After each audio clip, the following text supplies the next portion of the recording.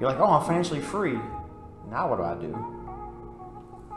I mean, why would we know how to do that? If you've never had money before, then you don't know what to do. You don't know how to set up a foundation to be able to give back and help people and open. And then other people do know how to, or maybe that's where you call in somebody else. Say, hey, business person, come help me. You just living life thinking that, oh, I'm just gonna go in this meeting and I'm just gonna wing it and see how it comes out. And when you're not successful, you start blaming everybody else.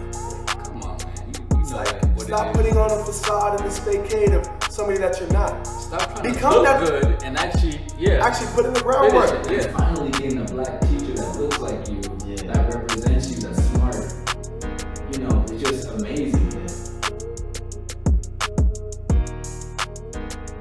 What's going on, everybody? My name is Robert Peters. This is the Sharper and Sharper podcast. I have a special guest in the building. He is an actor, he's an entrepreneur, he's a real estate god, and he does everything. He's a mentor, he's a friend, and I appreciate him coming out today. Mike Tarnofsky. How you feeling, man? Doing well, man. How are you? I'm good. How's life? Life's good. I gotta say one thing, that I met you as your teacher, so I'm your teacher too. Yeah, was your teacher. Yeah, was my teacher. Had that on there. That's the most important part, I think. Yeah. I remember he sent me to the detention like 4 times already. I've been teaching for 15 years, never sent one student to detention. Just messing with you. I know. Are you still climbing trees? Yeah, absolutely. I climbed a tree yesterday, actually. This man, if you guys follow him, by the way, follow him. Well, what's your Instagram? It's at Mike, M-I-K-E, and then Tarnofsky, my last name, all one word, T-A-R-N-O-F as in Frank, S-K-Y. So at Mike Tarnofsky. Okay, yeah. If you guys follow him, you will see this man climb like trees like every week. He's always like trying to get some fresh, free fruit, which I think is amazing. Yeah, I found an orange tree by my house, and it has like 1,000 oranges on it. So that's amazing, man. Oranges at the top, so I climb up there and shake them down and make fresh squeezed orange juice. So. Yeah. That's what we do. So what you been up to? I've been transitioning into 2020. It's been fun. I've been working a little bit here and there and getting better every day. Yeah, I actually been teaching myself how to play the guitar. So I've been working on that, and that's been fun. I bought a guitar off a woman on Facebook Marketplace, and it was like a brand new guitar, and I just started rocking out, and it's going a lot better than I thought it would. So that's exciting for me to learn something new right now.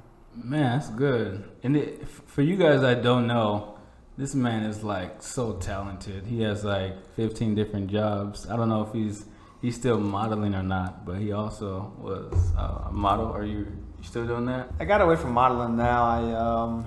I do solely acting, but part of me getting into acting was going through the modeling route, and so I got an agent in modeling, and I've had a couple nice jobs, but then the acting world took over. So. Let's talk about that a little bit. He was on a show called SWAT in 2018, one of my favorite shows with my man Shamar Moore, and he was also on American Crime Story. What was it like playing a Marine lieutenant on American Crime Story? Like and he's also in the Army for 8.5 years. So I'm telling you, this guy's like more than a triple threat. He's done it all. Yeah, I'm pretty sure that my hashtag on Instagram, life is built from experiences, runs true to my blood, but hopefully it runs true to a lot of people's blood. But yeah, I was in the Army for 8.5 years, and it's really interesting. I don't really like playing military people on TV too much. Really? I can't say that I don't like it. But yeah, why I don't like it is it feels really boxed into me. Like I walk into an audition room, or I walk onto set, and it's like it feels all too familiar, which you would think, oh, that's great. That's easy for you to go in there and just get paid, have a good time, have a job. But I really enjoy like the roles that allow me to just go outside of my box that I grew up in, and it allowed me to maybe let out some things that are inside of me. I don't know. I don't think I'm really a mean person inside, but the reason why I say mean person, I really enjoy the more evil kind of roles. Maybe like a robber. How does that make you feel, like when you're auditioning for a role that's like a robber or someone who's like possessed with something? Yeah, and I also did a drug addict one time, and I tell you what, it's beautiful. When I'm in my 700 square foot studio apartment, it's like this beautiful energy that I've created in this apartment, and then the energy shifts because I'm just being like open and free and just letting things flow, and all these amazing ideas come to me. Whereas if I'm preparing for Marine Lieutenant, Lieutenant Colonel, it's just like go over there and get this, do that, do this, do that, versus like Right, so right. it's pretty cool. Yeah, that's good. That's good. Was there like anything challenging that you faced when you were playing that role as a lieutenant? No, it didn't feel too challenging at all. It was actually really, I just enjoyed, the Marine Lieutenant, one of the Marine Lieutenants was on SEAL Team, the show SEAL Team on CBS, and I actually really enjoyed Judd Lorman, who was a series regular on that show. Okay. And I realized in the acting world, like part of it is like you becoming an actor and getting jobs and accomplishing what you've set out to accomplish, but also it's like you get on set and you meet these amazing humans, whether it be the PAs or it be the grips or it be the director or it be the other actors. And speaking with Judd Lorman, who's a series regular on SEAL Team, man, his story, he was a co-star actor in the southeastern region and was going to like Atlanta, DC, Florida, New Orleans, and then booked this role for one day on SEAL Team in New Orleans for the pilot. And then they got picked up to have a full series order, and he ends up working as a local to LA. He paid for his way to come to LA to be on the show for the rest of that season one. Then they gave him a series regular contract, which is a huge payday. You know, it's a huge honor. It's big. And so you asked me, was it challenging for me to play that role? Not so much, but it actually opened my mind up to a different way of pursuing my acting career. It was a really beautiful experience to be. I was on set for a week with them, so I learned a lot about it. Yeah. Who are some of the greats that you've met, like throughout your career, that you aspire to be like, or just to have, inspired you in any way? I met this one guy named Robert Peters. Oh man, I've had the opportunity to be interviewed by him and teach him, and he's just playing jokes on y'all. He ain't serious. I'm actually being 100% serious. I've learned a lot from you, Robert. You know, I met Robert 4 years ago, and when I think about growth, not many people springboard off of foundations very well, and Robert's always stuck to his word of his foundation, and here we are today. So it's, I mean that from the bottom of my heart. It's all love, man. Appreciate it. Absolutely. I really do. And then there's been some A-list actors I've been around, and I'm fortunate to double an A-list actor that he keeps me pretty busy, so it's fun. Okay. What's your ideal role as an actor, that one that you just have to play? You know? I would love to be, actually, as much as I don't really care for military and cop kind of roles, I would love to be maybe somebody who is like a cop or a military type person, but is not the quintessential military cop kind of person, more or less. Like I have this life that is just, everybody wants me to be better, but I just can't do better. And so I go around messing everything up, but also I come from a place of not wanting to mess everything up.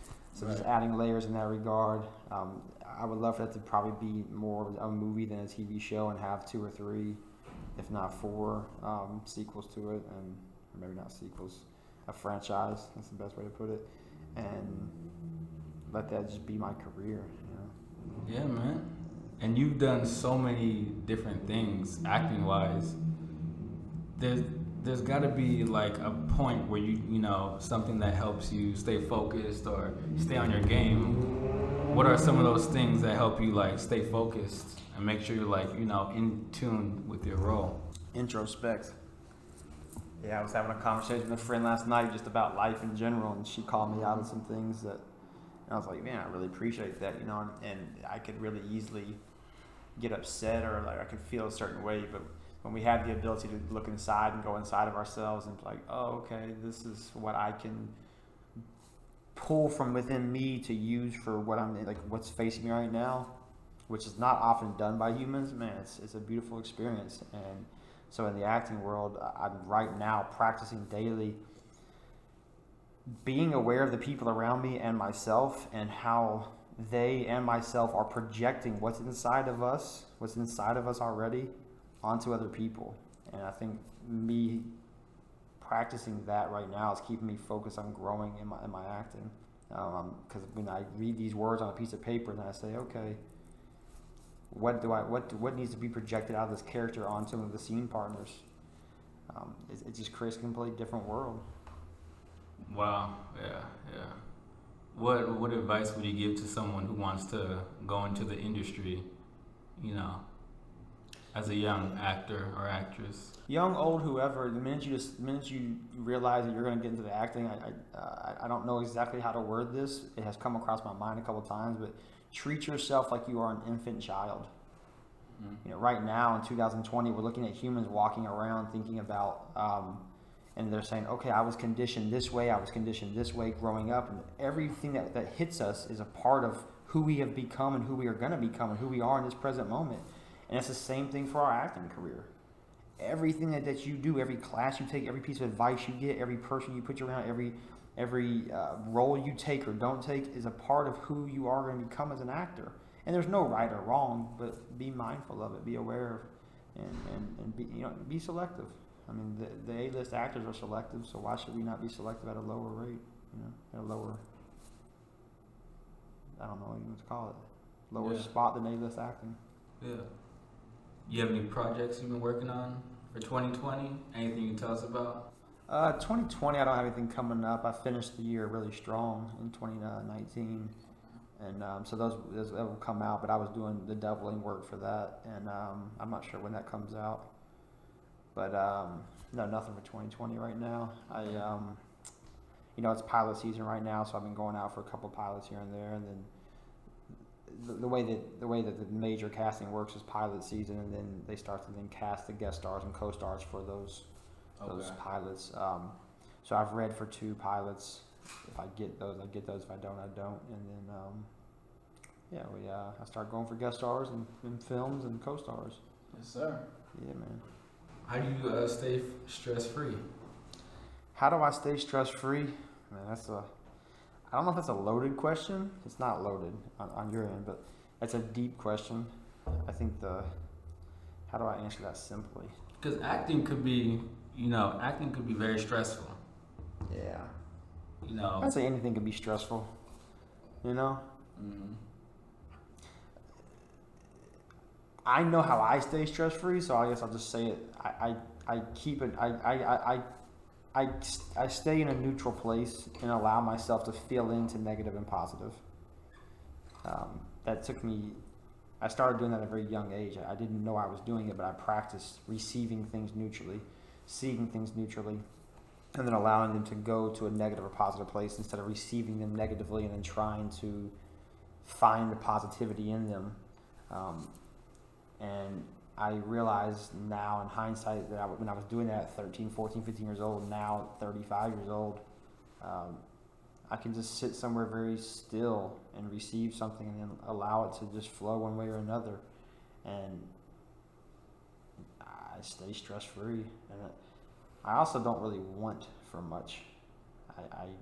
I have everything I ever need, and it's all provided for me. And I stay patient and let it come to me. And I'm like, oh, that's what I needed. Whether it be an answer, or it be friendship, or it be companionship, or it be money, or it be travels, whatever. I stay patient and trust that it's going to come to me when it's supposed to. And that comes by way of setting foundations, Our foundations are our future. I wrote that in your book earlier. Yeah, and let me say this one thing about this man. This man's like traveling like every single month, which I think is amazing. That's like my goal, my future life goal, to always be traveling. What are some of the foods that you've enjoyed in different countries? I'm so simple, man. I like climbing trees and getting bananas in Southeast Asia. The fact that I can like go out there and get I guess it's called a bunch of bananas. Yeah, I think that's what they call it, a bunch. And just have like 30 bananas because I can climb a 40-foot tree or maybe 25-foot tree. I shouldn't give myself all. Now you break your back.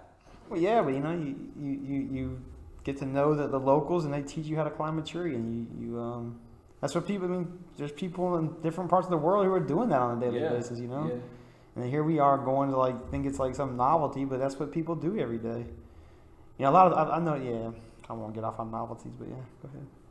No, I just think that's amazing because, you know, my family being from Jamaica and, you know, having that culture, my parents, or my dad at least, growing up on a farm and, you know, he's raising goats and growing bananas and vegetables. You know, we go back around the back and get some, you know, cut a head off a chicken, cook it, you know, that night. Yeah.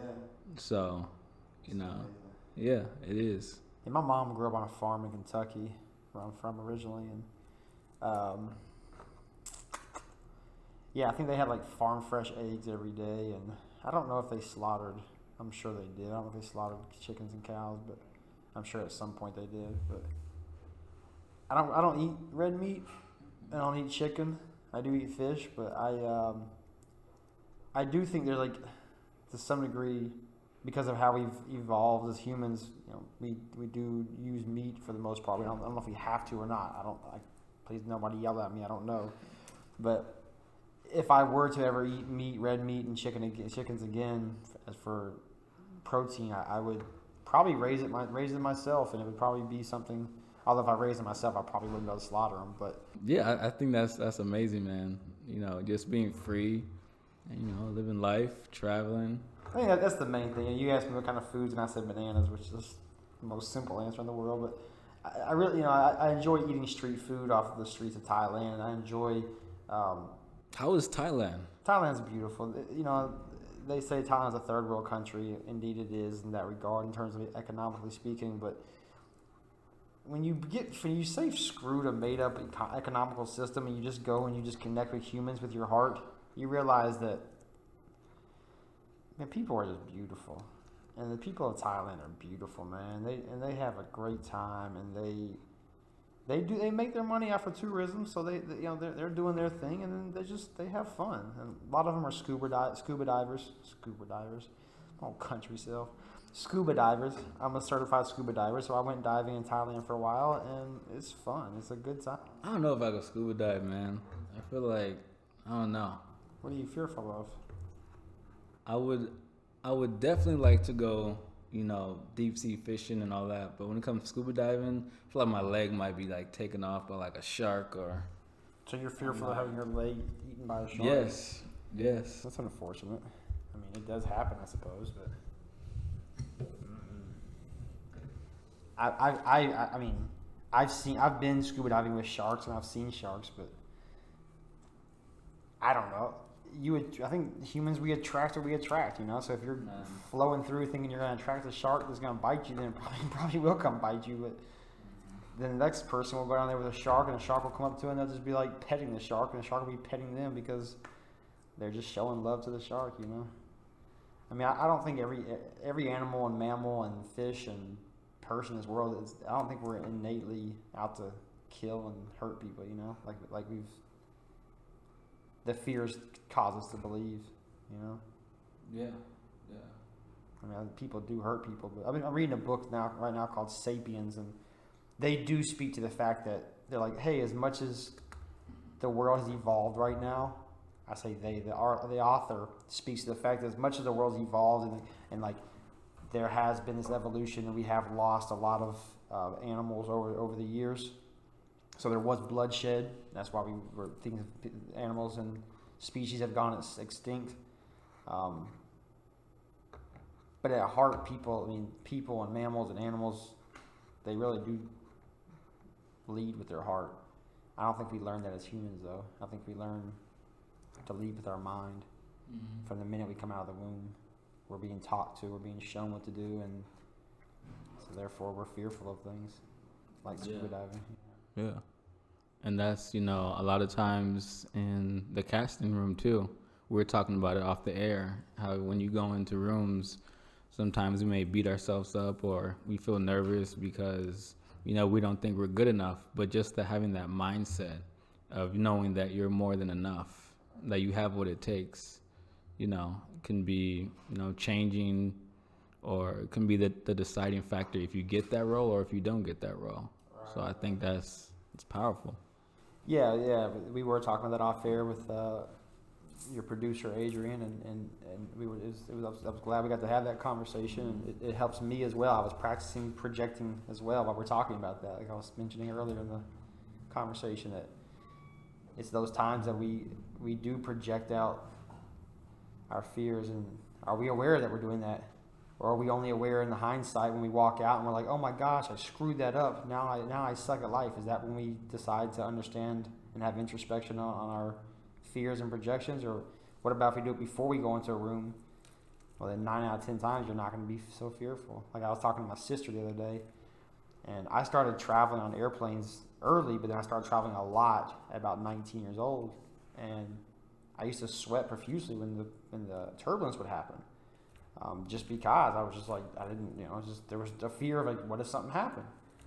So I devised a way to, before I ever get on an airplane, now it's like, I just get on the airplane and I sit there, and it's just clockwork for me now. But okay, some turbulence is gonna happen. Okay, some turbulence is gonna happen, and it happens, and it does. My central nervous system just does not react. Mm-hmm. Just by saying that simple little thing. And if I don't say it and I forget I'm talking to somebody, jerks, and I'm like, oh, what happened? Like no planes ever crash from turbulence. Ever. But we literally sweat profusely over that because we believe. Mm-hmm.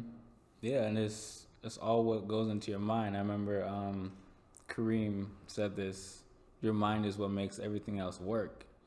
And just, seeing that quote, it just resonated so heavily with me, because sometimes, we tend to overthink things, we let our thoughts take over, situations when, I said something last night to my friend that I don't remember exactly how I said it, but I do kind of remember how I said it. And that was, she was asking me about like how I feel about things in excess. Because, so a lot of times as humans, we look at people like, oh my God, like, do you need that much money? Do you need that much excess? Do you need this? You need that? Yeah. Whatever you want to apply it to, right? Do you need that much house? But then I was sitting there, I just looked at her, I was like, do we need to have so much excess thinking? And you start to look at yourself as a human, you're like, wait a minute, do I have excess thinking? And that, if I do, that would align to having excess lifestyle, Like, why would excess thinking versus just feeling into things be so different than excess lifestyle? Yeah, and I think we have the tendency to say, if you have this much amount of money, you should be doing this. Like one of my friends was saying, and this was probably a couple weeks ago, saying that these celebrities, they need to do this with their money and do that with their money. And I think we have, sometimes in life we feel that we're entitled to talk about what other people should do. But if we were in that position, I guaranteed our perspective would be totally different. And then you think some people who have money as a celebrity, they don't really know what to do with their money. Mm-hmm. Like they don't even know, like you're on this plight to get all this money and you get it. You're like, oh, I'm financially free. Now what do I do? I mean, why would we know how to do that? If you've never had money before, then you don't know what to do. You don't know how to set up a foundation to be able to give back and help people and open, and then other people do know how to, or maybe that's where you call in somebody else, say, hey, business person, come help me, whatever. Some people just spend all their money before they even know what to do with it, So many different people in this world and so many different avenues, and then who's to say we should do or shouldn't do with our money? But let's talk about that money. What are some of the things that people could do to allow them to become financially free? Understand their mindset, knowledge. That's one of the biggest things. I do know that when we do have an understanding, simple understandings with knowledge and information, we do wipe away some fears that we might hold. And when we don't have fears then as much, everybody's fearful, but when we learn to honor the fear and understand the fear, that gives us, I believe, as a human, the ability to embark upon a situation or an investment that we might be fearful to do otherwise because what if we lose all of our money, you know? So some simple things that I think about is like, and I talk to young people about this now, like just open up like a Roth IRA, which is basically, not to get too deep, but a tax-free IRA, investment retirement account is what IRA stands for. Open that up and just have that. At 19, 20 years old, just have it. You might not put your first dollar in there until you're 25. People don't know the benefits of that. They don't know the benefits. Yeah. And there's plenty of people out there who want to tell you the benefits and give you the benefits. But if you don't even know what it is, you don't even think about it, nobody's talked about it, then you're not going to go to do it, you know? But something that simple. Open up an investment account with like Robinhood.com, it's free to buy stock. You pay like $4.99 to sell them because of government regulations, but it's free to buy stock. And, you know, look at the major companies. Well, let's look at real estate. Look at real estate for a second. Real estate, my mom and dad's house, my mom's house, $84,000 in $78,000 in 1984. It would be sold for $475,000 today. Now, I get it, time value of money, and I get it, cost of living, and I get it, inflation, all that. What I'm getting at is our economies continue to rise, and they have never stopped. So, like, when you can forget what you're going to invest in, per se, oh, what should I invest in? Give me some tips. Adopt the mindset that everything's going to grow over time. We were talking earlier off camera that the minimum wage is $15 an hour now. Yeah. Everything's going to continue to rise. Minimum wage maybe a little slower than other things, but like everything will continue to rise. Amazon was $1 at one point, now it's $2,000 a share. I mentioned to you off camera that right now Uber, which I don't even know if I really care about Uber as a company that much. I mean, they work, but at the same time, I don't know if I really align with them as like their morals. But if you're looking at it from a pure investment, they came out at $40 on their initial public offering, which is their IPO of the stock, at $40. They tanked down to $25 for the last like 9 months. They just announced 2 days ago they're going to be profitable by the end of 2020. Who knows when they'll be profitable? Who knows? But at $39 to $40 per share, which is like a dinner some places, start buying those stocks because 20 years from now, that might be worth $2,000 for one share. And you paid $40 and got $2,000 a share, but you own 500 of them. So now you got $100,000 or whatever. That's not the right equation, but whatever it comes out to. You got a couple hundred grand extra by just spending $1,000 here and there, you know? Now, I know it's like, oh my God, $1,000.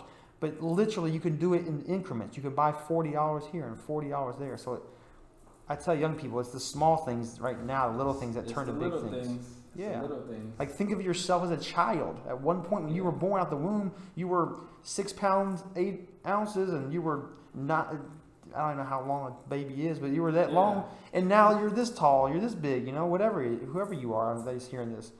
You're going to grow. And so is your money, but you got to allow it to grow. You got to give it a foundation to grow from.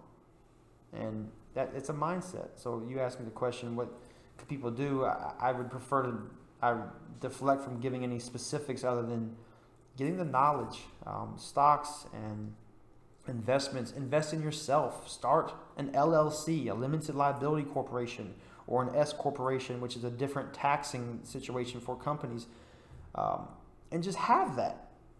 The confidence you'll get from starting an LLC and having that, then when the time comes, you're like, cool, time for me to do something. Like Jay-Z. Yes, he's a billionaire. I get it. When somebody walks into his office with an idea, he's like, does it make sense? That makes sense to me. Let's do that. Maybe not that simple, but like, because he has the foundation, he doesn't say, well, let me go start a company first and then, no, he's already got all that. The foundation's already set. At this point, he's just doing whatever makes sense. It's time to build up. That's it. Mm-hmm. But you can't do that without a foundation. I mean, you can, but have fun. It hurts. It's hard, you know. Set your foundation. How do you set that foundation? In business or in life? I mean, life is a mindset. In business, you know, you can Google how to start an LLC. It's literally that simple. And there's like 4 or 5 .coms where you can go on and just register an LLC in whatever state you want to register it in. You can do your research on which one's the best. I know Nevada and Rhode Island don't have like the tax. They have less tax to pay. But if you're in California and you're doing a business, and it depends on where your company is doing business. If you're doing it solely in California, then you're going to be paying those California taxes. So you might as well just start your company in California. What I mean by that is you can register your company in whatever state you want, but you're going to do business in whatever state you're doing business in. But you will learn all that by just literally going and Googling how to start an LLC, going to that .com. I think it's like rocketlawyer.com. Or you can call a lawyer yourself and have a friend that's going to be your business lawyer and do it for you. You're going to pay anywhere from $100 to like $500 depending on what state you're in. But you're investing in yourself. And maybe you save up for a year to get that LLC. Okay. 30 years from now, that LLC might be worth $40 million. Well, that was a good saving of a year at 19, 20, 25, 35, whatever age you are, I personally right now don't even have an LLC. Here I am talking, I should go start an LLC, I've had them before, but I don't personally have one right now. And I changed my LLC to an S Corp, which again is for tax purposes. And I just did that, it's all transition in business. What can an LLC do for somebody? An LLC, what can it do for somebody? On a human level, it opens your mindset to invite in your energy and in yourself to invite in opportunities. What an LLC actually does per the law is like, let's say there's you, and then you have your LLC, and then I don't know if the camera can see this. There's you, and then there's the LLC, and then there's I don't know, another whoever you're doing business with. So if you want to make food and be a caterer, let's say, and then here you're catering somebody's wedding, they're going to hire your LLC. Now you're going to cook the food for the LLC for the business, but what the LLC does is if you cook food for that wedding and somebody were to get sick for that wedding and they want to sue the LLC, sue you for getting sick because you made the food, they don't sue you. They don't take your money. They don't take your car and your house and everything. They just sue the LLC and whatever the LLC is worth. Right. That's why it's called a limited liability corporation. Okay. So it helps you from having liability as just a person. It also helps you from paying. You pay less than taxes. You'll pay less taxes than you would on just if you were making the money as yourself. Yeah. And but also on a mental standpoint, it just allows you to say, I have a company, and then you go do business with that company, Right. Yeah. That's good stuff, guys. Let me say this. Real estate. I know real estate is really big for you. What led you to getting into real estate, and how has that changed your life? What led me to get into it was I was driving down the street, and I was like, I have good credit. Let me go buy a house. And that's what I did. That sounds like a crappy thing to say because people are like, what? That would sound like you can just do what you want to do in life. But for whatever reason, I started building my credit. I realized that my parents had crappy credit growing up, so I learned how to build my credit at 19 years old. I got my first credit card. It was $300 spending limit. That same credit card now, today, 16 years later, has a $10,000 credit spending limit on it. I don't even use that card, but it's just my oldest line of credit. And because I had good credit, by 26, I was able to just get a loan for a house with no money down. Wow.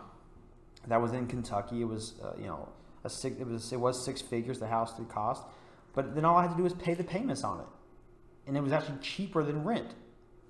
Wow. So I was like, well, that's like a win-win for me. And then I held on to that.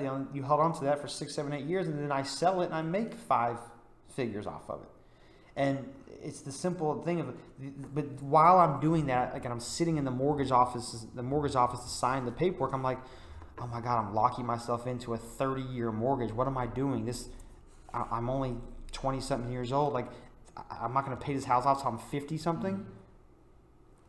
But then I sold it 7, 8 years later and made a good amount of money. I'm like, and I never did anything. I just paid the mortgage on it, which was like paying rent. So in hindsight, it's a mindset. Mm-hmm. And it also gave me the mindset to be able to just buy more and do more. And there was a time where you could buy a house, make equity on it. So if you held on to it for long enough, then that house, you could sell it and for whatever, it was like you had equity in it. That's kind of deep to explain right now, but if you had equity, then you could use that equity to put that towards a down payment towards another house. And that's how people started just buying a lot more property. But in 2007, that's why the market crashed, because everybody was buying houses with their mortgage off the other house, So be very careful with that. But again, it goes back to the foundations. People always like, man, you say foundations 1,000 times.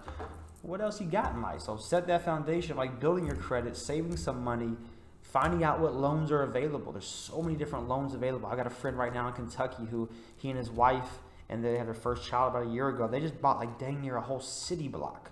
Wow. In the west end of Louisville, and they're renovating it. They're using a lot of the resources from Kentucky, from the Kentucky government and the Louisville government to get money to be able to put back into this this beautiful house, big, huge 2-story house with a huge lot. And then he's going around just scooping up as much property as he can. And that's how you build wealth. You can do it through real estate, man. Big time. Anthony Mackie, I was at a screening for the movie The Banker, and he's sitting there and he's talking to the people. And if you haven't seen The Banker, I don't know if it actually got released, but it's on Apple Plus TV. And it was a phenomenal film about a story that had been suppressed in the American history of real estate and African American men and women who didn't have, who had the opportunity, but it was taken from them because of people's hatred from inside and the systemic racism in place as well. And Anthony's the star of it, or one of the stars of it. And we're at this screening, and he's talking as a question answer. And afterwards, he says, "Yeah, tomorrow I'm flying to Detroit. Detroit is now releasing all of the government-owned property, and I can buy as many pieces of property as I want now, and I don't have to fix them up within a certain time frame," which Detroit had bought all the property. Detroit didn't said you can buy a house for $1,000, $2,000, $3,000, $4,000, $5,000, but you have to promise so much money to have it renovated by year 1 or year 2. And because so many people have done that, they released the rest of the properties. So he went up there and he's like, "I'm just going to scoop a bunch of properties up," literally just setting a foundation, building generational wealth. Wow. And that's what real estate will do. You listen to Jay-Z talk about it in his song, how he could have bought a building for $2 million in Dumbo, Brooklyn. That's worth $25 million today, and then he calls himself a Dumbo. And he just he didn't see it that way. And it happens across all cultures, across the world, in different cities, states, and countries, and continents. And the fact of the matter is, set that foundation, buy that property.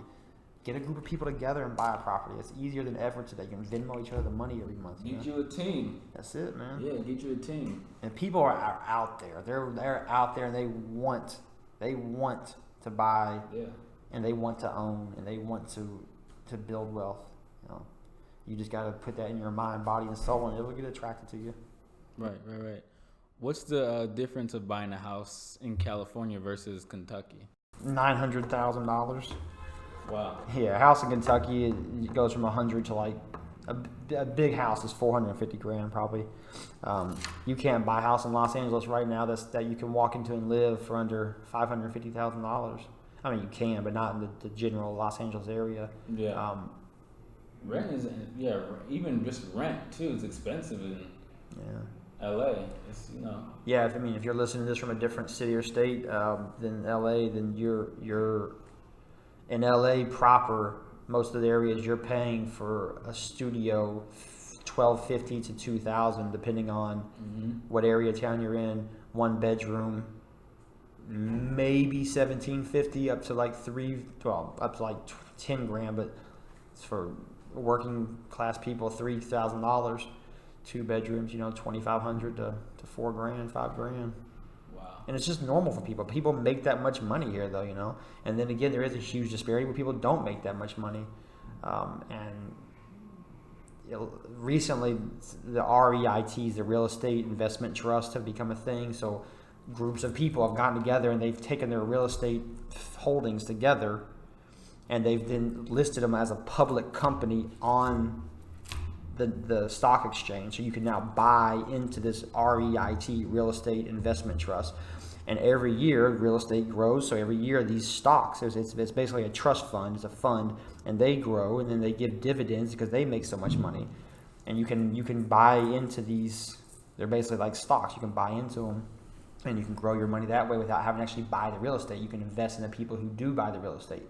But those people who run those REITs, not the investment brokers, but the construction people and the real estate moguls, those are the people who are setting the market rates, and that's why we're seeing hugely inflated rates in the real estate market. Is the market good right now? Like, if I wanted to go buy a house or buy a duplex, would it be good for me to buy it now, or should I wait? Like, what's the prime time for that? Where? Say Burbank. Burbank probably a little better than Los Angeles. I don't study a lot of the real estate market in LA. I have heard chatter that people think we will see a decline in prices in the general LA area at some point. I do think that, like, in a Burbank's still pretty expensive too. Like, on the outskirts of LA, if you can get a house at a decent price, if you can get a duplex that you can live in one side and rent the other side out, it's always a good investment. Even if it does go down, hold on to it for 20 years. You're good. You're gonna make your money. This is the only city that I know where people bought property for $100,000 30 years ago, $200,000, and now they're millionaires. Yeah. Kentucky. Yeah, imagine that. No, it's amazing. Kentucky, people buy property. It's a very stable housing market in Kentucky. Most people buy properties, rent them out, and they might sell for like $10,000 more than they did 10 years ago. So you make $10,000 on that, but once they're paid off, it's just income coming in every month from their rent checks. Right. So it's more about residual income than it is building wealth on the property. Well, for one piece of property. Where in LA, you can buy 3 pieces of property if you can buy it, and then 20 years later, be a millionaire. Yeah, and all that, once you pay it off, all that income is literally like your paycheck to pay your own rent. Like, think about if you were to get a fourplex, and you live in one of those units and you rent out the other 3 of them, that can literally pay your rent every single month, with upkeep and all that other stuff. So that's an amazing thing, an amazing investment. And all the while you own something. And I'll just add that right now, Robert is projecting out his thoughts, because that's what he's going to do in the next 3 years. He'll own a fourplex. You guys already know. This man's going to help me do it. Good man. We were just talking about real estate. Oh, and another thing too that they've made it easy, like a company like Turo, Turo, where you can rent your car out. Yeah. But I don't own a car on purpose. I ride my bicycle. I rode my bicycle 9 miles to get to you today here, and I love that lifestyle. Right? I take the bus, take the train. I have thought about recently. I don't really care to get an economical car, but also one that's good for the environment, or better for the environment, and just rent it out on Turo. Once that's paid off in 2 years, 3 years, then it's just making money every month for me. So the Turo, Airbnb. Obviously, people can drive Uber and Lyft, but there's many different ways now to help you create extra money in your pocket to be able to build wealth and to buy properties and to save towards buying properties. What are some of the things that you do to help create more wealth? I just rob banks. Man. No, I started young investing. I realized that everything was gonna rise one day at a young age, so I just started I was in the Army and going to school and getting paid for all that, and I didn't have much overhead. I luckily signed a piece of paper to be in the military, so I paid for my schooling. So I would just take my extra money when people go to the bar and drink or whatever, or buy TVs. I would travel or just buy mutual funds and stocks and just watch it grow. So that is a good staple of my income and the money that I do have now. I'm at a point in my life where I like to just I like to stay very still, and I like that. I do put in work, so don't think I'm not working hard. But what does working hard actually mean? Does that mean going and working 40 hours a week, or does working hard actually mean balancing your work and your life and your play and your fun? What does it mean to you? You define that. To me, it's balancing work and life, and so I do put in a good amount of time working towards acting. But then at the same time, I let it come to me, and it comes when it comes, and it's been very fruitful for me, and it's been very stress-free and fruitful. I'm sure that I could probably be much further along in my acting career. I do feel my belief is that I would be more stressed though if I was. So I'm just rising. So you asked me what I do for income or residual incomes, but mine is from the stock market and from my investments and from buying property. Yeah. Yeah. And just even thinking about like when Nike just like went public, I think you had a post similar to what I'm about to talk about, and you can add on to this. Like if you would have, you know, invested into that Nike stock when they first went public up until now, you wouldn't be a millionaire, I don't think, but you would have like thousands and thousands of dollars. Can you talk about that a little bit? Like just, you know, like even like a company like Amazon or Google, like how much money could you potentially have if you invested into 100 stocks? Yeah, I mean, like Nike, and that's just something to look at too. Nike went public, I think, back in like, I want to say like the 80s, maybe. Yeah, I think the 80s. Yeah. And they came out like $1.50 a share. And now it's at like Now it's at $100 a share, but that's because they've split 6 times in their history. Mm-hmm. So technically, if they never split, they're actually worth like probably $1,500 a share, $2,000 a share. Wow. So you imagine if you spent $1, then you would have $2,000 or whatever. Man. I don't know what it actually splits. Yeah. I don't know what it's actually at, but it's probably even higher than that. So like Berkshire Hathaway, which is Warren Buffett's holding company, go look at their stock. Berkshire Hathaway, you can Google it. He never split his company ever. Do you know what one share of Berkshire Hathaway costs right now? Oh no. I think the last time I checked, it was $325,000 for one share. Wow. Now, when it first came out 35 years ago, or 30 years ago, let's say, it was at the initial public offering was $7,000 a share. It's expensive, I get it. Really? But if somebody said you could buy one share for $7,000, it's gonna be worth $325,000 in 30 years. That's a pretty decent investment, you know. Yeah, I don't know who wouldn't take that. Yeah. But at the same time, the fear of spending that money. So you mentioned Nike. Well, let's look at the companies that have gone public right now, like the Facebooks and the Ubers. Airbnb is set to go public later on this year. They're already a profitable company. If they were to come out at $39 a share, if you look at every other company that's just like them, not necessarily rental, but I'm talking tech companies, all those companies are $350 plus in year 2, 3, or 4 of their stock life.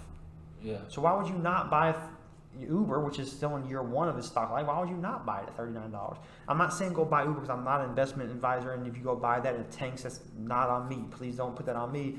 That's just my thinking of like starting here and seeing how simple it is for things to rise, and just understand that mindset. And people, I think a lot of people don't have that knowledge, even about stocks and how we're talking about IRA accounts. A lot of people, when they listen to this may be their first time, you know, actually hearing about these topics. So I think it's great that, you know, bringing these things to light. Absolutely. Because you can't find this in high school. They're not going to teach you that. No, of course not.